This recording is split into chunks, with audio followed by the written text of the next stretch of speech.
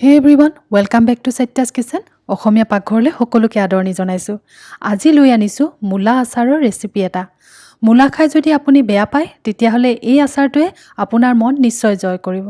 যেহেতু এতিয়া মূলাৰ বতৰ আৰু বজাৰত মূলাৰো প্ৰয়োগ ঘটিছে, অলপ সৰহকৈ কিনি আনি এই আচাৰটো বনাই থবচোন।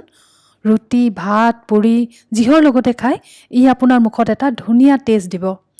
ৰেচিপিটো যদি ভাল পায় তেতিয়াহলে প্লিজ লাইক বাটনটো টেপি দিব আৰু আপুনি যদি নতুন হয় মোৰ চেনেলটোত প্লিজ মোৰ চেনেলটো সাবস্ক্ৰাইব কৰি ল'ব। অসমীয়া ভাষাত নতুন নতুন ৰেচিপি লৈ আহি থাকো, গতিকে বেল আইকনটো প্ৰেছ কৰি থব নতুন ভিডিঅ'ৰ নটিফিকেশ্যনৰ কাৰণে। আহকচোন তেন্তে এই ৰেচিপিটো মই কেনেকৈ বনালো চাওঁ। এটা ডাঙৰ সাইজৰ মূলা লৈ লৈছো, যিটো বাহিৰত কোৰিয়ান ৰেডিছ বুলিও কয়। অসমতো পায় এনেকুৱা ধৰণৰ। যদি সৰু সৰু হয় 2-3টা মান লৈ ল'ব, কিন্তু কেঁচা মূলাটো নল'ব, অকমান বুঢ়া হ'লে ভাল হ'ব। এতিয়া মই ইয়াৰ বাকলিখিনি গুচাই লৈছো। বাকলি গুচোৱাৰ আগতে মূলাটো ভালদৰে ধুই এখন কাপোৰে ভালদৰে শুকুৱাই ল'ব। কটাৰ পাছত আকৌ পানী নলগাব।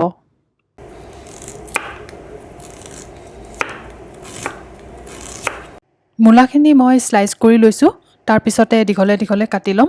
কিছুমানে ৰুকনিত ৰুকিও বনায়, কিন্তু এনেকৈ যদি কাটি বনায় তেতিয়া মূলাখিনিত এটা ক্ৰাঞ্চিনেছ ৰৈ যায়, যিটো খাবলৈ বৰ ভাল লাগে।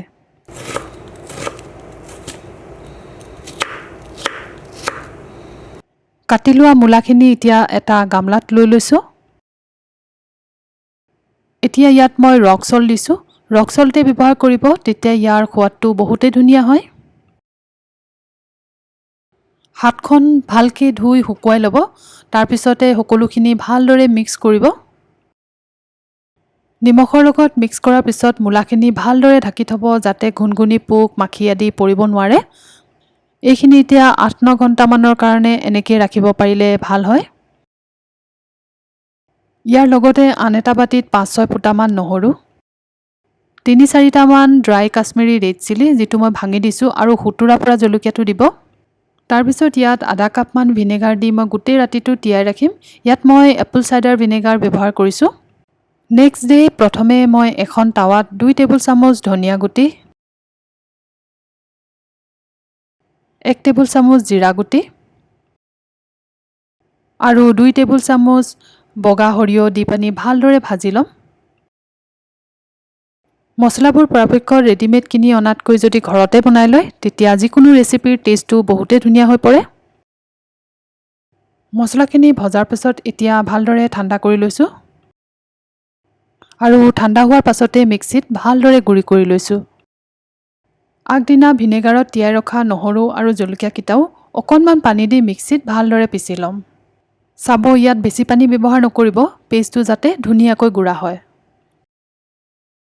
এতিয়া এই নিমখত তিয়াই ৰখা মূলাখিনিৰ পৰা যিখিনি পানী ওলাব, সেইখিনি ভালদৰে চেপি এখন প্লেটত মূলাখিনি ছেপাৰেটকৈ উলিয়াই ৰাখিছোঁ।